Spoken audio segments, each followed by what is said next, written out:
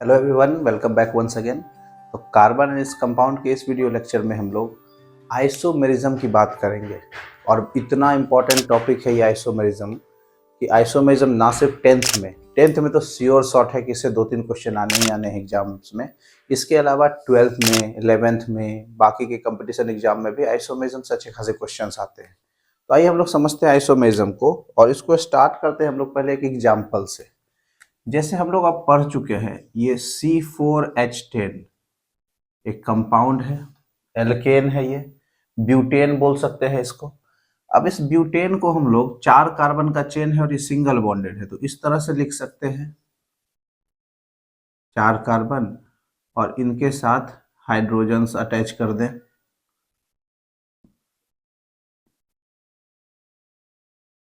Hydrogens attach कर दें तो ये ब्यूटेन है। C4H10 इसका फॉर्मूला हो गया। चेन के फॉर्म में हम लोग ऐसे लिख सकते हैं CH3, CH2, CH2 और CH3।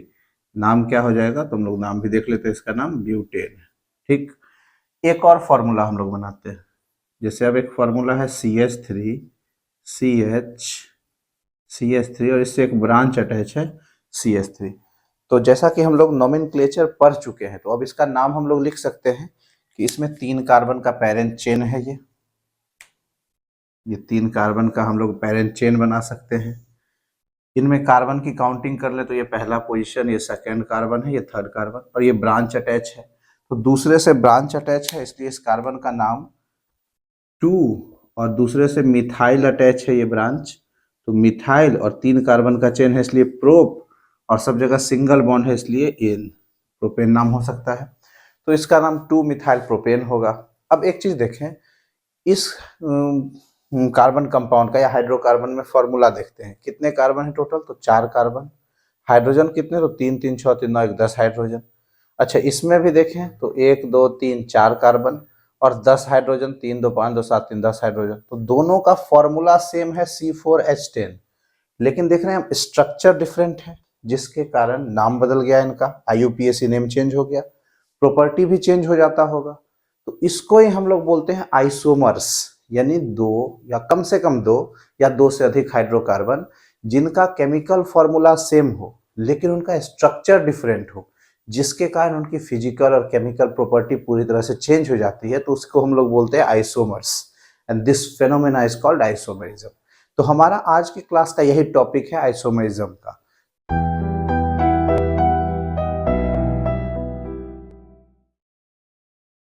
तो ना सिर्फ हम लोग सिर्फ आइसोमरिज्म को समझेंगे, बल्कि इनके टाइप्स को भी हम लोग बहुत डिटेल में, यानी फुल रिवीजन करेंगे आइसोमरिज्म को। इस एक वीडियो को देख लेने के बाद आइसोमरिज्म ऑर्गेनिक केमिस्ट्री में आपको कभी भी कोई डाउट नहीं रहेगा, सारा क्लियर कर देंगे इस वीडियो में। तो आइए इसको स्टार्ट करते हैं हम लोग। तो सबसे पहले तो समझते हैं हम लोग आइसोमेरिज्म। अभी आइसोमेरिज्म कितने तरह का होता है या आइसोमर्स कितने टाइप का होता है। तो आइसोमर्स जो है ये 2 तरह के होते हैं। एक कहलाता है स्ट्रक्चरल आइसोमेरिज्म,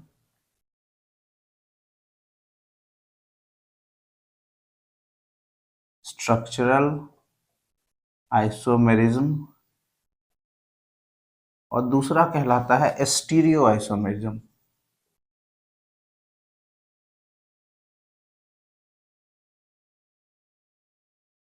स्ट्रक्चरल आइसोमेरिज्म, दूसरा स्टीरियो आइसोमेरिज्म। अब स्ट्रक्चरल और स्टीरियो को समझते हैं बारी बारी से, लेकिन पहले इसको एक चीज देख लेते हैं कि इसका भी फिर फर्दर टाइप है। स्ट्रक्चरल आइसोमेरिज्म भी 6 तरह के होते हैं। 6 तरह के स्ट्रक्चरल आइसोमेरिज्म कौन कौन से, तो सबसे पहला चेन आइसोमेरिज्म,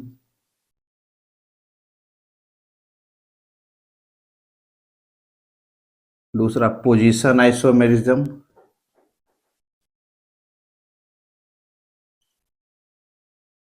तीसरा फंक्शनल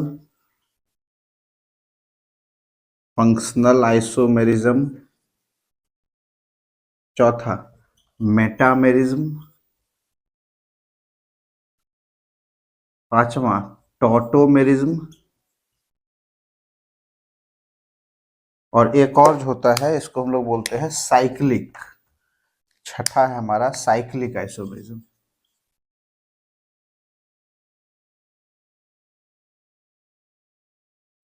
तो ये स्ट्रक्चरल आइसोमेरिज्म 6 टाइप का होता है। स्टीरियो का भी टाइप है। तो स्टीरियो आइसोमेरिज्म ये 2 तरह के होते हैं। कौन कौन सा? एक होता है ज्योमेट्रिकल आइसोमेरिज्म।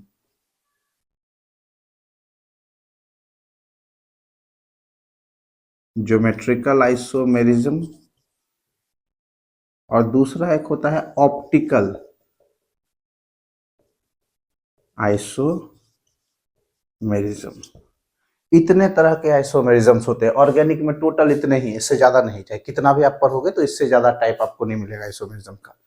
अब इससे पहले कि हम लोग बारी बारी से इन सारे को एक्सप्लेन करें, एक डिफरेंस आपको बता दें जिसको हम लोगों को ध्यान रखना है, और आगे चल के देखेंगे तो सारे एग्जाम्पल में ये चीज हम लोगों को दिखेगा। स्ट्रक्चरल आइसोमेरिज्म में जो है ना, ये फॉर्मूला सेम रहेगा। फॉर्मूला सेम रहेगा, बट आईयूपीएसी नेम जो है ये डिफरेंट हो जाएगा। फॉर्मूला सेम, लेकिन आईयूपीएसी नेम जो है वो डिफरेंट होगा। आगे देखेंगे हम लोग सारे में। जबकि स्टीरियो में क्या होता है कि इसमें both formula and IUPAC name same. इसमें फॉर्मूला और आईयूपीएसी नेम दोनों ही सेम रहेगा। हम लोग आगे चल के अभी एग्जांपल से देखेंगे। तो स्ट्रक्चरल में और स्टीरियो में यही अंतर है। स्ट्रक्चरल आइसोमेरिज्म में क्या होता है, फॉर आइसोमर्स है तो जैसा हम लोग एग्जांपल देखे फॉर्मूला तो सेम है, लेकिन स्ट्रक्चरल में क्या होगा कि फॉर्मूला सेम है बट स्ट्रक्चरल अरेंजमेंट अलग अलग रहेगा सारे का, जिसके कारण उनका नाम चेंज हो जाएगा, स्ट्रक्चर चेंज हो जाएगा, आईयूपीएसी नेम भी बदल जाएगा। लेकिन स्टीरियो में क्या होगा कि फॉर्मूला भी सेम रहेगा और आईयूपीएसी नेम भी सेम रहेगा। फिर कैसे डिफ्रेंशिएट करेंगे? तो स्टीरियो तो बाद में समझेंगे, पहले हम लोग स्ट्रक्चरल आइसोमेरिज्म को समझते हैं। तो स्ट्रक्चरल आइसोमेरिज्म में सबसे पहला टाइप है आपका चेन आइसोमेरिज्म। तो आइए हम लोग समझते हैं चेन आइसोमेरिज्म क्या होता है। तो अगर हम लोगों ने नोमेनक्लेचर सीख लिया है तो थोड़ा इसका नाम लिख करके देखें। CH3 CH2 CH2 CH3, ये 4 कार्बन का चेन है। और इसका अगर हम लोग नाम लिखना चाहें तो इसका नाम क्या हो जाएगा? तो 4 कार्बन का स्ट्रेट चेन है, 4 कार्बन के लिए ब्यूट, और उनकी सबके बीच सिंगल बॉन्ड है, इसलिए इसका नाम सफिक्स इसमें ANE लगा देंगे, यानी कि इसका नाम ब्यूटेन है। ठीक। अब एक दूसरा एग्जांपल देखते हैं। CH3 CH और यहाँ से एक ब्रांच लगा दिए CH3। अगर इसका नाम लिखा जाए तो क्या नाम होगा? तो जैसा कि हम लोग नोमेनक्लेचर सीखे हैं, पहले तो पेरेंट चेन सेलेक्ट करना है, 3 कार्बन का यहाँ चेन है। उसके बाद उसके कार्बन को काउंट करना है, और काउंटिंग हम लोग कहीं से भी स्टार्ट कर सकते हैं। इधर से ब्रांच या फंक्शनल ग्रुप नजदीक पड़ता है तो यहाँ तो कहीं से भी नजदीक पड़ेगा, तो in case of that right side से काउंटिंग स्टार्ट करते हैं। तो ये पहला, ये दूसरा, ये तीसरा कार्बन, दूसरे से ब्रांच लगा हुआ है। इस ब्रांच का नाम क्या होगा? तो मिथाइल। तो इसका इस कंपाउंड का नाम हो जाएगा 2 मिथाइल प्रोपेन। ठीक। अब एक चीज हम लोग देखें, इसका और इसका दोनों का ही फॉर्मूला सेम है। दोनों हाइड्रोकार्बन का फॉर्मूला सेम है, C4H10 ही है। आप चेक कर सकते हैं, दोनों में 4 कार्बन है और दोनों में 10 हाइड्रोजन है। लेकिन यहाँ जो number of carbon atom parent chain में है वो 4 कार्बन का चेन बना है, जबकि नीचे वाले में 3 ही कार्बन का पेरेंट चेन है। ठीक। एक दूसरा एग्जांपल हम लोग थोड़ा सा समझने की कोशिश करते हैं। अब जैसे एक CH3 CH2 CH2 CH2 और CH3, 5 कार्बन का चेन है, ये स्ट्रेट 5 कार्बन का चेन है। इसका नाम हम लोग क्या बोल सकते हैं? इसका नाम पेंटेन होगा। 5 कार्बन को पेंट और सबके बीच सिंगल बॉन्ड है, इसलिए ANE लगा देते हैं, तो पेंटेन नाम होगा। एक और देखते हैं हम लोग, CH3 CH2 CH3 और यहाँ पर लगा हुआ है CH3। अब अगर हम लोग इस कंपाउंड का नाम लिखने की कोशिश करें तो क्या होगा? तो पहले तो पेरेंट चेन सेलेक्ट करना। तो 4 कार्बन का ये चेन है, 4 कार्बन में फिर काउंटिंग किधर से स्टार्ट करेंगे? तो जिधर से ब्रांच नजदीक पड़ेगा, तो ब्रांच इधर से नजदीक पड़ेगा। ये पहला कार्बन, ये दूसरा कार्बन, तीसरा और ये चौथा कार्बन। तो दूसरे कार्बन से ये जो अटैच है इसका क्या नाम है? तो मिथाइल। तो इस कंपाउंड का नाम हो जाएगा 2 मिथाइल फिर कार्बन, 4 कार्बन का चेन, तो ब्यूट, और सब जगह सिंगल बॉन्ड, इसलिए ANE लगा देंगे, तो इसका नाम 2 मिथाइल ब्यूटेन हो जाएगा। ठीक है, एक और एग्जांपल देखते हैं हम लोग। CH3 C CH3, और इससे 2 बार ब्रांच अटैच कर लेते हैं, CH3 और CH3। अब अगर यहाँ देखा जाए तो कितने कार्बन का चेन दिख रहा है, तो 3 कार्बन के चेन है। कहीं से भी काउंटिंग करेंगे तो 3 ही कार्बन का चेन रहेगा। काउंटिंग स्टार्ट करें, ये पहला कार्बन, ये दूसरा, तीसरा कार्बन, दूसरे से 2 बार मिथाइल अटैच है, तो इसका नाम ये हो सकता है क्या कि 2,2 डाइमिथाइल, और 3 कार्बन का चेन है इसलिए प्रोप, और सिंगल बॉन्ड है इसलिए एन, 2,2 डाइमिथाइल प्रोपेन। अब एक चीज गौर करें, इस हाइड्रोकार्बन में देखते हैं टोटल कितने कार्बन है, तो 5, यानी C5 है, और H कितना है, तो H जो है वो 12 है। ऐसे भी एल्केन CnH2n+2 फॉर्मूला हम लोग पढ़ चुके हैं, 3 2 5 2 7 2 9 3 12 हाइड्रोजन है। इधर भी, इसमें भी गिनेंगे तो 4 कार्बन का चेन, एक ब्रांच, टोटल 5 कार्बन, हाइड्रोजन 12 भी है। इसमें भी कार्बन 5 ही है टोटल, 3 2 5, और हाइड्रोजन 12 भी है। तो सारे का केमिकल फॉर्मूला सेम है, जैसे इन तीनों का फॉर्मूला सेम है, इन दोनों का फॉर्मूला सेम है, but number of carbon atom present in their parent chain वो डिफरेंट डिफरेंट है। जैसे सेम फॉर्मूला में यहाँ 4 कार्बन का चेन था, लेकिन यहाँ 3 ही कार्बन का चेन है। सेम फॉर्मूला में यहाँ 5 कार्बन का चेन बना, यहाँ 4 कार्बन का चेन बना, जबकि यहाँ 3 ही कार्बन का चेन बना। तो इसको हम लोग बोलते हैं चेन आइसोमर्स। नाम से ही क्लियर है, चेन आइसोमर्स मतलब चेन का अंतर होना। तो कैसे इसको एक्सप्लेन करेंगे चेन आइसोमेरिज्म को, एक बार इसको समझ लीजिए, डिफाइन कैसे करेंगे कि 2 और मोर हाइड्रोकार्बन, कम से कम 2, ज्यादा से ज्यादा जितना बन सकेगा, 2 और मोर hydrocarbons which having similar chemical formula but differ in the number of carbon atoms present in their parent chain, due to which their properties differs are called chain isomers, and this phenomena is called chain isomerism। यानी 2 या 2 से अधिक hydrocarbon जिनका chemical formula तो same है, लेकिन number of carbon atom present in parent chain वो different different है, जिसके कारण उनकी प्रॉपर्टी चेंज हो जाती है, तो उसी को हम लोग बोलते हैं चेन आइसोमर्स। अब ये जो हम लोग ने एग्जांपल लिया, इसका एक कॉमन नेम भी हम लोग लिख सकते हैं। जैसे ये ब्यूटेन तो IUPAC नेम है, 2 मिथाइल प्रोपेन IUPAC नेम है, इसका क्या कॉमन नेम क्या होगा, तो स्ट्रेट चेन को ना हम लोग नॉन एन ब्यूटेन बोल सकते हैं। सीधा चेन है तो नॉर्मल ब्यूटेन, और एक ब्रांच अटैच हो जाता है तो इसके लिए एक वर्ड यूज कर देते हैं आइसो, तो इसको हम लोग बोलेंगे आइसोब्यूटेन।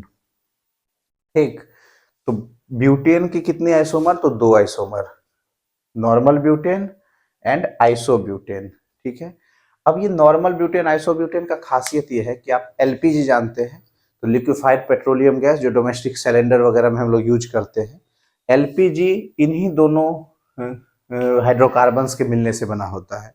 LPG में ब्यूटेन के ही 2 आइसोमर, नॉर्मल ब्यूटेन और आइसोब्यूटेन होते हैं। इसका कंपोजिशन अगर देखा जाए तो 60% से 80% तक नॉर्मल ब्यूटेन उसमें प्रेजेंट होता है, और 20 से 40% के बीच में जो है आइसोब्यूटेन रहता है प्रेजेंट। तो LPG के यही दोनों कंपोनेंट हैं। अब एक चीज ध्यान रखेंगे हम लोग, LPG जो है हाईली इन्फ्लेमेबल होता है, अत्यंत ज्वलनशील, लेकिन ऑर्डरलेस गैस है ये। तो जब ये लीकेज होगा तो हाईली इन्फ्लेमेबल है, और लीकेज होगा और स्मेल नहीं आएगा तो बहुत मुश्किल हो जाएगी। पता चलेगा घर में गए, अब माचिस जलाए गैस जलाने के लिए, तो पूरा घर ही जल गया अगर गैस लीक कर रहा है तो इसको पहचानेंगे कैसे, हम लोग को पता कैसे चलेगा कि गैस लीकेज हो रहा है, तो इसके लिए एक अलग केमिकल LPG में मिलाया जाता है, और उस केमिकल का नाम है, फॉर्मूला तो पहले जान ले, C2H5SH, और इसका नाम होता है इथाइल मरकप्टेन या मरसप्टेन, जो भी पढ़े हम लोग, तो इसको हम लोग इथाइल मरकप्टेन या इथाइल मरसप्टेन बोलते हैं। यही स्मेल के लिए रिस्पॉन्सिबल है। अच्छा, जैसा हम लोगों ने पढ़ा था, आपको याद होगा कि सैचुरेटेड हाइड्रोकार्बन का कंप्लीट कंबस्शन होता है, तो आप जब देखेंगे कि LPG जब जलता है तो उस समय उसका रोशनी ब्लू कलर का होता है, ब्लू फ्लेम प्रोड्यूस करता है, क्योंकि सैचुरेटेड हाइड्रोकार्बन है, कंप्लीट कंबस्शन हो रहा है। लेकिन यही LPG जब खत्म होने लगता है तो उसका रोशनी धीरे धीरे येल्विश होने लगता है, लाइट, और उससे स्मेल भी बहुत आने लगता है। तो सोचिए क्या कारण होगा, तो ऐसा इसलिए होगा कि उसमें ब्यूटेन और आइसोब्यूटेन और नॉर्मल ब्यूटेन तो लगभग जल गया लास्ट तक। अब उसमें जलना स्टार्ट हो जाता है इथाइल मर्सप्टेन का, ये ज्यादा अमाउंट में बचा रह जाता है। तो जब ये जलना स्टार्ट हो जाए और ये सब कम हो जाए तो फिर इसके जलने के कारण इनका स्मेल आता है, और इसके अलावा ये अनसेचुरेटेड हाइड्रोकार्बन है तो इसके जलने का स्मेल हम लोग को महसूस होता है। तो और ये रोशनी भी येलो जैसा होने लगता है। तो यही रीजन है कि जब हम लोग एलपीजी जब जलाते हैं फ्रेश में तो गैस लीकेज भी पता चल जाता है इसके कारण, और सेचुरेटेड हाइड्रोकार्बन है इसलिए ब्लू कलर का लाइट भी देता है। चलिए आगे बढ़ते हैं। अब इसको थोड़ा सा समझ लेते हैं। तो इसका भी एक कॉमन नेम होगा, जैसे ये पेंटेन है तो इसका कॉमन नेम एन पेंटेन बोल सकते हैं, नॉर्मल पेंटेन। ये जो 2 मिथाइल ब्यूटेन एक ब्रांच लगा हुआ है तो इसमें हम लोग आइसो लगा देंगे, आइसो पेंटेन।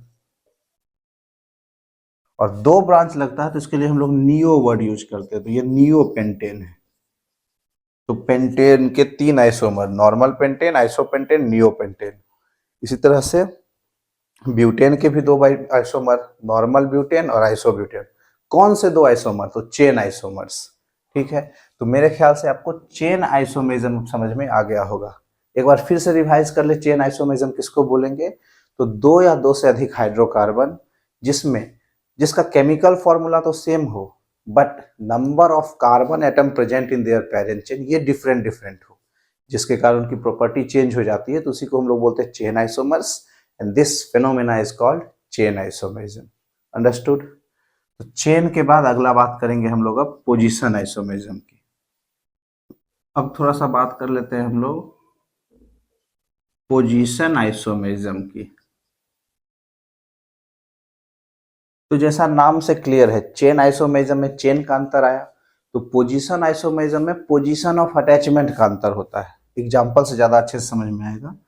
जैसे देखिए CH3 CH2 CH2 CH CH3 और यहाँ पर CH3 अटैच कर दिए। अब इसको देखा जाए कितने कार्बन का चेन है, तो ये 5 कार्बन का पेरेंट चेन दिख रहा है हम लोग को, 5 कार्बन का चेन है। काउंटिंग अगर स्टार्ट करें तो कहाँ से स्टार्ट करेंगे? तो यहाँ से, पहला, दूसरा, तीसरा, चौथा, पांचवा, 5 कार्बन का चेन हो गया। दूसरे से ब्रांच अटैच है जिसका नाम मिथाइल है, तो नाम इसका क्या हो जाएगा? तो 2 मिथाइल, और 5 कार्बन का चेन है तो पेंट, सिंगल बॉन्ड है इसलिए ANE, 2 मिथाइल पेंटेन नाम हो जाएगा। चलिए एक और एग्जांपल देखते हैं।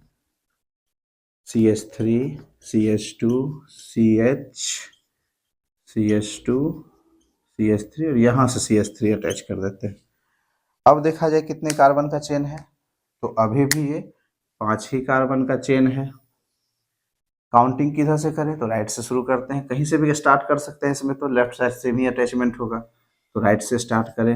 1 2 3 4 5। इसको ध्यान में रखेंगे हम लोग कि अगर काउंटिंग कहीं से भी करने का ऑप्शन हो तो स्टार्ट हम लोग उसको राइट से करते हैं। तो तीसरे कार्बन के साथ मिथाइल अटैच है इसलिए इसका नाम 3 मिथाइल, और 5 कार्बन का चेन है तो पेंट, और सिंगल बॉन्ड है इसलिए एंड, 3 मिथाइल पेंटेन हो जाएगा। अब इन दोनों एग्जाम्पल को देख लिए, कुछ और एग्जाम्पल देखते हैं हम लोग, तब तक आप समझिए इसमें दिक्कत क्या है, दोनों में क्या अंतर है। सो तब तक एक और एग्जाम्पल हम लोग लिख लेते हैं, जैसे CH3 CH2 CH2 CH2, चलिए यहाँ Cl लगा देते हैं। इसका क्या नाम हो जाएगा? तो इसमें 4 कार्बन का चेन है। ठीक, यहाँ से पहला कार्बन, क्योंकि यहाँ फंक्शनल ग्रुप अटैच है। कौन सा फंक्शनल ग्रुप है? तो हेलोजन अटैच है। 2 3 4 कार्बन का चेन। पहले कार्बन से क्लोरीन अटैच है तो इसका नाम 1 क्लोरो, और 4 कार्बन का चेन है तो ब्यूट, एन भी लिख सकते थे। हालांकि 1 पोजीशन लिखने की जरूरत नहीं है, नहीं भी लिखेंगे तो कोई दिक्कत नहीं है, सिर्फ क्लोरो ब्यूटेन भी इसको लिख सकते थे। एक और एग्जांपल देखते हैं हम लोग, CH3 CH2 CH CH3 और यहाँ Cl लगा दिए। अब कितने कार्बन का चेन है? तो अभी भी ये 4 ही कार्बन का चेन है। काउंटिंग यहाँ से स्टार्ट करेंगे क्योंकि फंक्शनल ग्रुप नजदीक पड़ेगा, तो 1 2 3 और ये 4 पोजीशन। अब दूसरे कार्बन से क्लोरीन अटैच है, इसका नाम हम लोग लिख सकते हैं क्या कि 2 क्लोरो, और 4 कार्बन का चेन है तो ब्यूट, सिंगल बॉन्ड है इसलिए 2 क्लोरोब्यूटेन। अब थोड़ा हम लोग इस पर गौर करते हैं। आई होप कि आपको बहुत चीज क्लियर हो रहा होगा। यहाँ पर देखिए, number of carbon atom same है पेरेंट चेन में दोनों के, लेकिन पोजीशन ऑफ अटैचमेंट का अंतर है। यहाँ दूसरे पोजीशन से अटैच है, यहाँ तीसरे से। अच्छा, ये तो ब्रांच था, ये फंक्शनल ग्रुप भी है। तो चाहे ब्रांच हो या फंक्शनल ग्रुप हो, उसके पोजीशन ऑफ अटैचमेंट में अंतर है। जैसे फंक्शनल ग्रुप यहाँ पहले कार्बन से अटैच था, यहाँ दूसरे कार्बन से अटैच है। तो आप इन दोनों एग्जाम्पल को देखें तो ये हम लोग समझ सकते हैं क्या, कि दो या दो से अधिक हाइड्रोकार्बन जिसका केमिकल फॉर्मूला और number of carbon atom present in their parent chain same हो, बट डिफर इन अटैचमेंट हो, आइदर ब्रांच और फंक्शनल ग्रुप, चाहे फंक्शनल ग्रुप हो चाहे ब्रांच हो, उनके पोजीशन ऑफ अटैचमेंट में डिफरेंस हो, तो उसी को हम लोग बोलते हैं पोजीशन आइसोमर्स। इस तरह से हम लोग डिफाइन कर सकते हैं कि टू और मोर hydrocarbons which having similar chemical formula and number of carbon atoms present in their parent chain but differ in the position of attachment, either branch or functional group, due to which their properties differs are called position isomers। देख रहे हैं हम लोग कि formula same है, number of carbon atom present in parent chain भी same है, बस डिफर क्या है तो पोजीशन ऑफ अटैचमेंट का, यहाँ ब्रांच के अटैचमेंट का पोजीशन का और यहाँ फंक्शनल ग्रुप का। तो इसको हम लोग बोलते हैं पोजीशन आइसोमेरिज्म। क्लियर? तो चेन क्लियर है, पोजीशन क्लियर है। अब तीसरा आता है फंक्शनल आइसोमेरिज्म, तो उसको समझते हैं। तीसरे टाइप का आइसोमेरिज्म है फंक्शनल आइसोमेरिज्म। अब ये क्या होता है, तो जैसा कि नाम से क्लियर है, चेन आइसोमेरिज्म में चेन का अंतर, पोजीशन आइसोमेरिज्म में पोजीशन ऑफ अटैचमेंट का अंतर, तो फंक्शनल आइसोमेरिज्म में क्या होगा, तो फंक्शनल ग्रुप का अंतर हो जाएगा। आइए हम लोग कुछ एग्जांपल से समझते हैं इसको। जैसे CH3CH2OH, कौन सा फंक्शनल ग्रुप है ये, तो आपको याद होगा ये ROH यानी एल्कोहल है, और इस हिसाब से इसका नाम लिखा जाए तो क्या नाम हो जाएगा, तो दो कार्बन का चेन है तो इथ सिंगल बॉन्ड है इसलिए एन, और अल्कोहल है इसलिए OL सफिक्स लगा देंगे, ये इथेनॉल है। इसी तरह से एक और एग्जांपल देखते हैं हम लोग, CH3OCH3, इसको देखें कौन सा फंक्शनल ग्रुप लग रहा है ये, तो फॉर्मेट को देखें तो ये कुछ इस तरह का है, ROR या R' यानी ईथर है। ईथर का नाम कैसे लिखते हैं, तो एल्कोक्सी एल्केन के फॉर्मेट में, तो इसका नाम मिथॉक्सी मीथेन। अच्छा, मैं एक बार फिर से क्लियर कर दूं, ये सब नाम लिखना अगर आपको नहीं आता है तो नोमेनक्लेचर का बहुत सारा वीडियो है इस चैनल पे, 2-3 तो वीडियो होगा ही नोमेनक्लेचर का, तो एक बार उस नोमेनक्लेचर के वीडियो को अच्छे से देख लीजिए, आपको ये सारा नोमेनक्लेचर आसानी से समझ में आ जाएगा। ठीक है, तो ये मिथॉक्सी मीथेन इसका नाम हो जाएगा। चलिए एक और एग्जाम्पल देखते हैं। अच्छा, इस पेयर को ध्यान रखेंगे, आगे एग्जाम्पल में एक्सप्लेन करते हैं इसको। चलिए एक और एग्जाम्पल देखते हैं हम लोग, जैसे CH3CH2CHO, कौन सा फंक्शनल ग्रुप लग रहा है ये, फॉर्मेट ऐसे समझे RCHO यानी अल्डिहाइड, याद आ रहा होगा अल्डिहाइड का फॉर्मेट है ये। नाम कैसे लिखेंगे, तो 3 कार्बन का चेन है, 3 कार्बन का चेन है तो इसको प्रोप, सिंगल बॉन्ड है इसलिए एन, और अल्डिहाइड के लिए सफिक्स यूज होता है अल, तो ये प्रोपेनल है। अगला एग्जांपल देखते हैं हम लोग, CH3C double bond O CH3, format देखिए कुछ इस तरह का है क्या, RC डबल बॉन्ड OR, किसका फॉर्मेट होता है ये, कीटोन का। तो अगर ये कीटोन है तो इसका नाम किस तरह से लिखेंगे, तो 3 कार्बन का चेन इसलिए प्रोप, सिंगल बॉन्ड इसलिए एन, और लास्ट में ONE लगा देते हैं सफिक्स, तो प्रोपेनोन है। इस पेयर को भी याद रखिए। चलिए एक और पेयर देखते हैं हम लोग, फिर उसके बाद एक्सप्लेन करेंगे इसको। जैसे CH3CH2COOH, अब आप बताइए कौन सा फंक्शनल ग्रुप है ये, सही समझे आप, कार्बोजेलिक एसिड है ये। ठीक, RCOOH नाम लिखना है तो क्या नाम लिखेंगे, तो 3 कार्बन का चेन है इसलिए प्रोप, सिंगल बॉन्ड है इसलिए एन, और लास्ट में ओइक एसिड, प्रोपेनोइक एसिड नाम हो जाएगा इसका। अच्छा, इसी को थोड़ा सा हम लोग चेंज करके लिखें, इसी फॉर्मूले को, CH3 C double bond O CH3, इसका क्या नाम होगा, कौन सा फॉर्मेट, कौन सा फंक्शनल ग्रुप है, ये कुछ इस तरह का है, RC double bond O R dash, Easter है, ये बहुत इंपॉर्टेंट है, आगे हम लोग पढ़ेंगे इसके बारे में। तो नाम कैसे लिखते हैं, इसका नाम हो जाएगा मिथाइल और 2 कार्बन तो एन OH, मिथाइल इथेनोएट। अब ये 3 पेयर अलग अलग क्यों लिखे हैं हम लोग, तो इसको थोड़ा सा गौर करते हैं। देखिए पहले इनमें देखते हैं, 2 कार्बन 6 हाइड्रोजन और 1 ऑक्सीजन है, यानी कि इसका मॉलिक्यूल जो है C2H6O है। नीचे वाले में भी देखिए 2 कार्बन 6 हाइड्रोजन 1 ऑक्सीजन सेम ही है।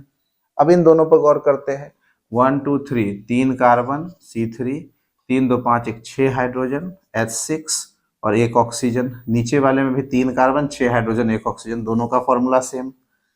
इसमें देखते हैं 3 कार्बन C3, 3 2 5 1 6 हाइड्रोजन H6 और 2 ऑक्सीजन O2।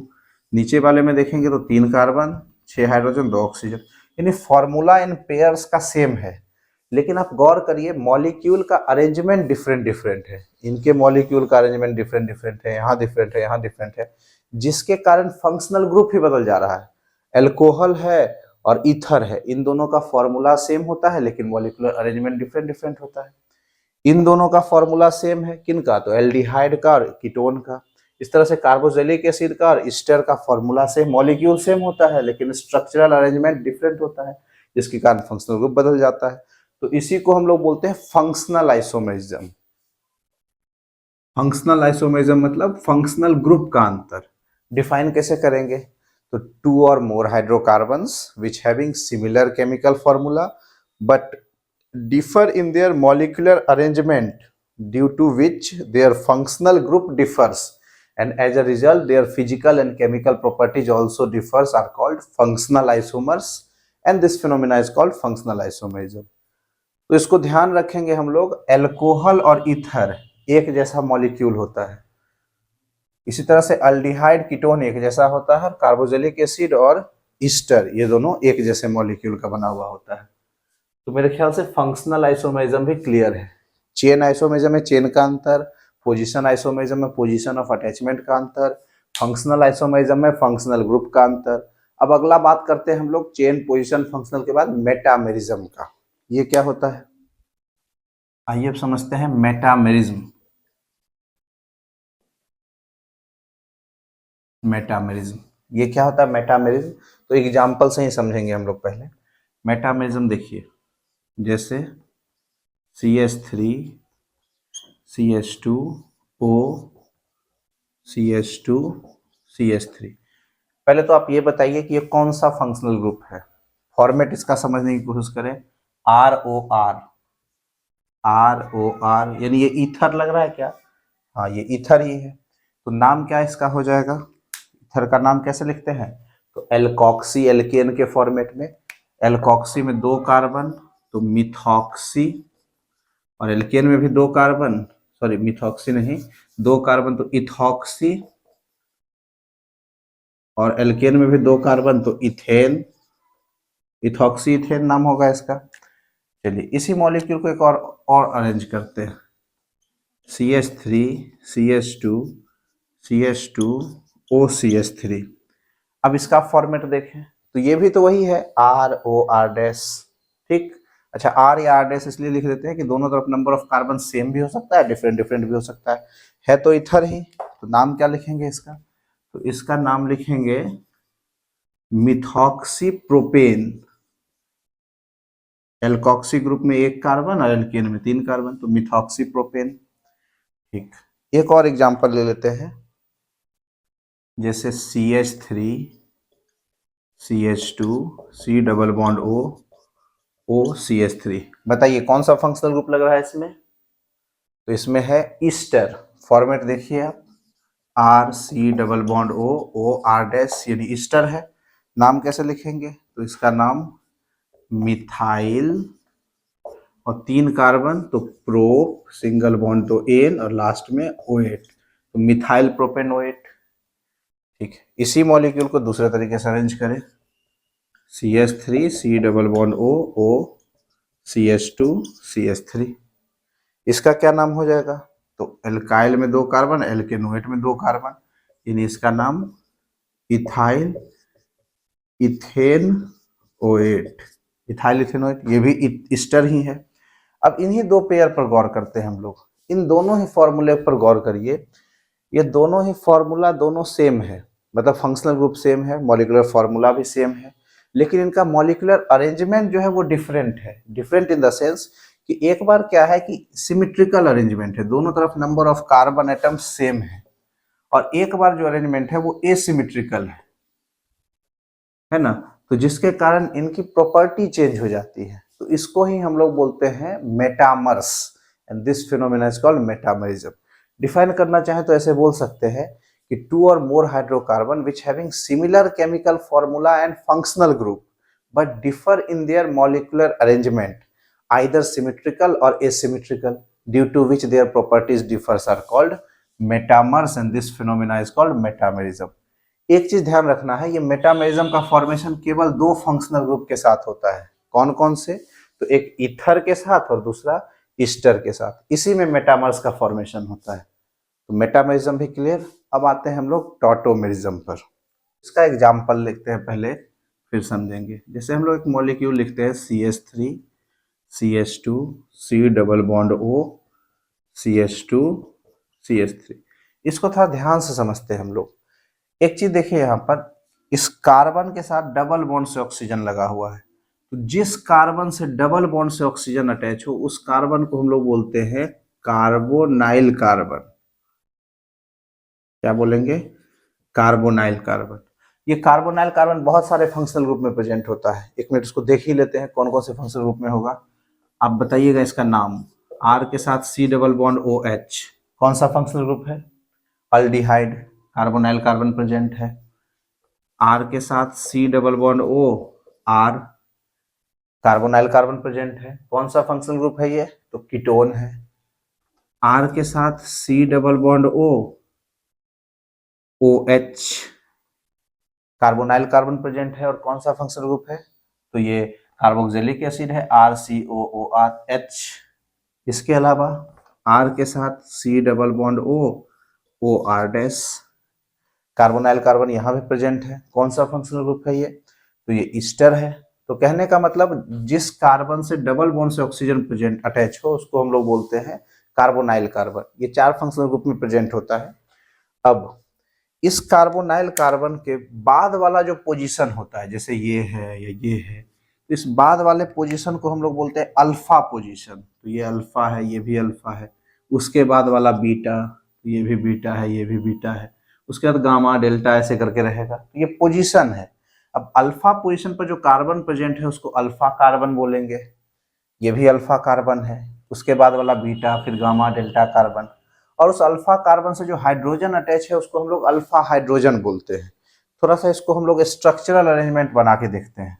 कार्बन 3 हाइड्रोजन है, कार्बन इसके साथ 2 हाइड्रोजन, फिर C डबल बॉन्ड O, फिर C इसके साथ 2 hydrogen, carbon 3 hydrogen.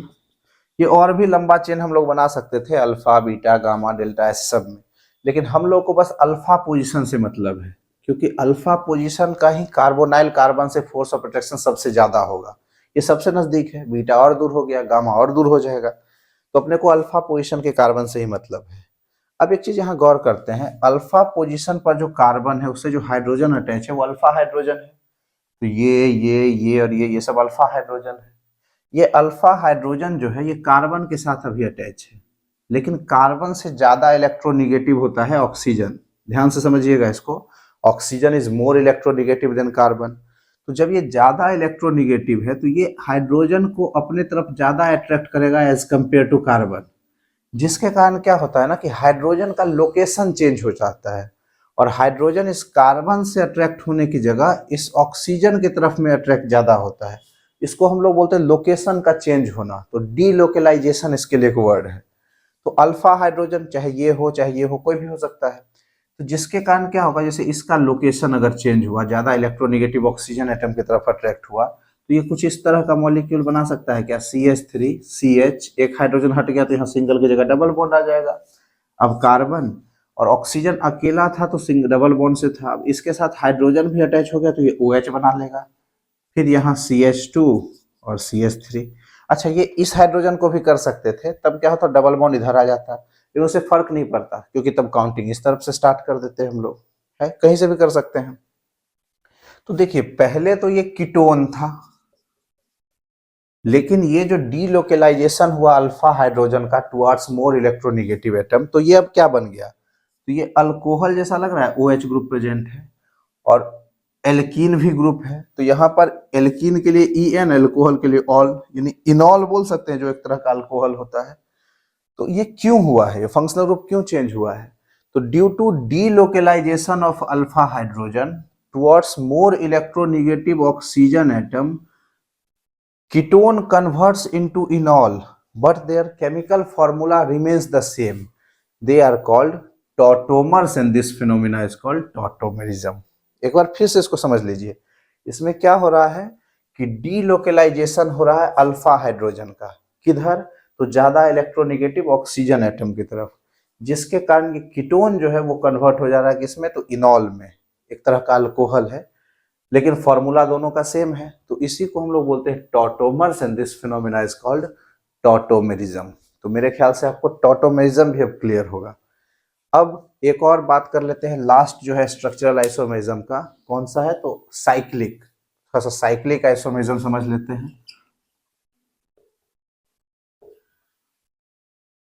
Cyclic isomerism, cyclic isomerism समझने से पहले कुछ साइक्लिक कंपाउंड का जो है हम लोग नाम समझ लेते हैं। जैसे, अच्छा इसको मिटा दें, कंफ्यूजन नहीं होगा।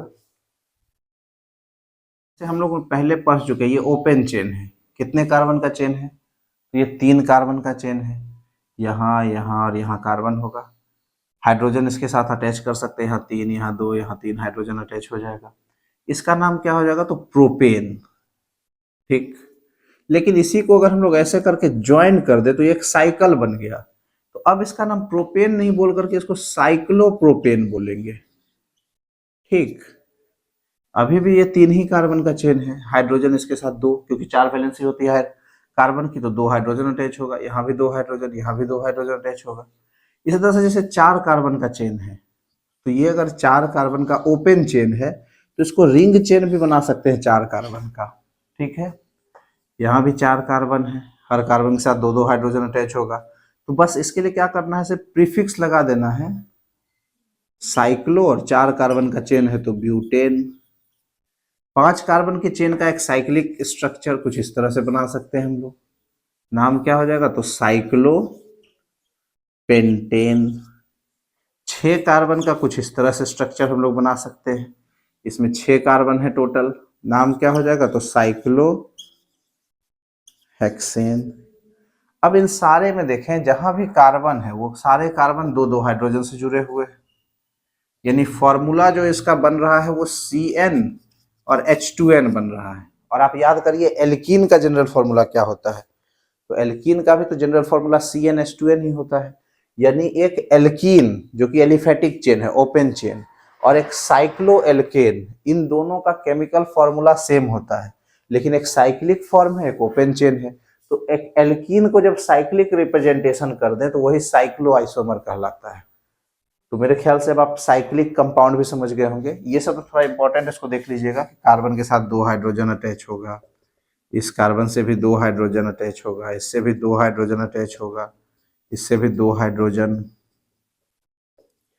इससे भी 2 हाइड्रोजन अटैच होगा। अच्छा, ये साइक्लोहेक्सेन कहलाता है, लेकिन यही स्ट्रक्चर हम लोग ऐसे बना दें, जब इसके अल्टरनेट पर डबल बॉन्ड दे दें, तो अब इसका फॉर्मूला हो जाएगा C6 और H6। पहले इसका फॉर्मूला था C6H12, तो पहले तो ये साइक्लोहेक्सेन कहलाता था, लेकिन अब ये साइक्लिक कंपाउंड था, लेकिन अब ये एरोमेटिक कंपाउंड है, इसका नाम हो जाता है बेंजीन। ये एक एरोमेटिक हाइड्रोकार्बन है। क्या होता है एरोमेटिक हाइड्रोकार्बन, तो एरोमेटिक वर्ड बना है एरोमा से, और एरोमा का मतलब प्लीजेंट इन स्मेल, तो जिसका स्मेल बहुत प्लीजेंट होता है उसको ही बोलते हैं एरोमेटिक, जैसे अगरबत्ती, जैसे परफ्यूम वगैरह, तो ये सब एरोमेटिक हाइड्रोकार्बन है, उसमें यही बेंजीन प्रेजेंट होता है, ठीक है। तो ये एक एरोमेटिक हाइड्रोकार्बन है, अल्टरनेट पर डबल बॉन्ड। अच्छा, ये अल्टरनेट चेंज भी कर सकते हैं, वो रेजोनेंस स्ट्रक्चर है, तो उन सबको आगे की डिटेल की क्लास में हम लोग दूसरे वीडियो लेक्चर में डिस्कस करेंगे, ये तो बहुत लंबा हो जाएगा ये। तो आपका स्ट्रक्चरल आइसोमेरिज्म का सारा टाइप क्लियर है। अब थोड़ा सा हम लोग स्टीरियो की बात कर लेते हैं। तो स्ट्रक्चरल आइसोमेरिज्म के बाद आप बात करेंगे हम लोग स्टीरियो आइसोमेरिज्म की। और स्टीरियो का जैसा हम लोगों ने पढ़ा था कि इसका दो टाइप है, कौन कौन सा? तो एक है ज्योमेट्रिकल आइसोमेरिज्म, ज्योमेट्रिकल आइसोमेरिज्म, और दूसरा ऑप्टिकल आइसोमेरिज्म। तो इन दोनों को ही हम लोग अब बारी बारी से समझेंगे। अगर आपको ध्यान हो तो हम लोगों ने क्या पढ़ा था कि स्ट्रक्चरल और स्टीरियो में मेजर डिफरेंस ये है कि स्ट्रक्चरल में और स्टीरियो में फॉर्मूला तो दोनों में सेम होता है, लेकिन स्ट्रक्चरल में IUPAC नेम सारे का चेंज हो रहा था, स्टीरियो में IUPAC नेम भी सेम रहेगा। तो चेक कर लेते हैं कैसे। तो इसका पहला टाइप है ज्योमेट्रिकल आइसोमेरिज्म, एक एग्जांपल से समझते हैं। जैसे हम लोग लिख रहे हैं CH3C, यहाँ देते हैं Cl double bond C, CH3 और Cl।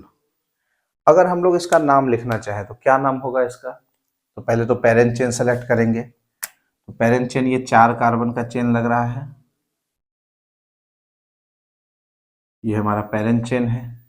काउंटिंग कहीं से स्टार्ट करें, 1 2 3 4, दूसरे और तीसरे से हेलोजन अटैच है, तो इसका नाम ये हो सकता है क्या कि 2,3 डाइक्लोरो, 4 कार्बन का चेन है यानी ब्यूट, दूसरे कार्बन से डबल बॉन्ड है, तो 2,3 डाइक्लोरो ब्यूटीन इसका नाम होगा। ठीक है, अब इसका एक दूसरा स्ट्रक्चर बनाते हैं हम लोग। CH3C Cl double bond C Cl और यहाँ पर CH3। अब देखें कितने कार्बन का चेन है, तो अभी भी एक कार्बन, तो 4 ही कार्बन का चेन दिख रहा है। काउंटिंग राइट से स्टार्ट करें तो 1 2 3 4, अब भी दूसरे और तीसरे से क्लोरीन अटैच है, यानी 2,3 डाइक्लोरो ब्यूट 2इन, अभी भी इसका नाम होगा। तो दोनों का देखिए फॉर्मूला सेम है, IUPAC नेम सेम है, लेकिन क्या इनका स्ट्रक्चर सेम है? गौर से अगर आप देखेंगे तो आपको लगेगा कि नहीं, दोनों का स्ट्रक्चर सेम नहीं है। तो दोनों का स्ट्रक्चरल डिफरेंस है, लेकिन IUPAC नेम सेम है। क्यों स्ट्रक्चर डिफरेंस है? क्योंकि दोनों का ज्योमेट्रिकल शेप अलग अलग होगा। दोनों का अगर ज्योमेट्रिकल शेप बनाया जाए तो वो डिफरेंट डिफरेंट होगा। तो इसी को हम लोग बोलते हैं ज्योमेट्रिकल आइसोमर्स, यानी 2 hydrocarbons which having similar chemical formula and IUPAC name but differ in their structure, geometrical structure, due to which their properties are differs, called geometrical isomers. अब अपने को पता कैसे चलेगा कि हम लोग को ऐसे स्ट्रक्चर बनाना है या इस तरह का स्ट्रक्चर बनाना है? तो इसके लिए एक वर्ड यूज होता है प्रीफिक्स, और वो प्रीफिक्स क्या है? तो प्रीफिक्स क्या है? तो अगर आइडेंटिकल साइड अरेंजमेंट हो तो उसके लिए प्रीफिक्स लगाते हैं सिस, और अगर नॉन आइडेंटिकल अरेंजमेंट हो तो उसके लिए प्रीफिक्स लगा देते हैं ट्रांस। यानी कि सिस डाइक्लोरोब्यूट 2इन बोलेंगे तो हम लोग समझ जाएंगे कि आइडेंटिकल अरेंजमेंट के लिए है, और ट्रांस लगा देंगे तो ये नॉन आइडेंटिकल अरेंजमेंट के लिए है। अब इसी हिसाब से आप लोग थोड़ा एक बार इसको समझिए, तो क्या नाम रखेंगे हम लोग इसका? CH3C, यहाँ H double bond C, CH3H, इसी तरह से यहाँ पर लिखते हैं CH3CH double bond CH CH3।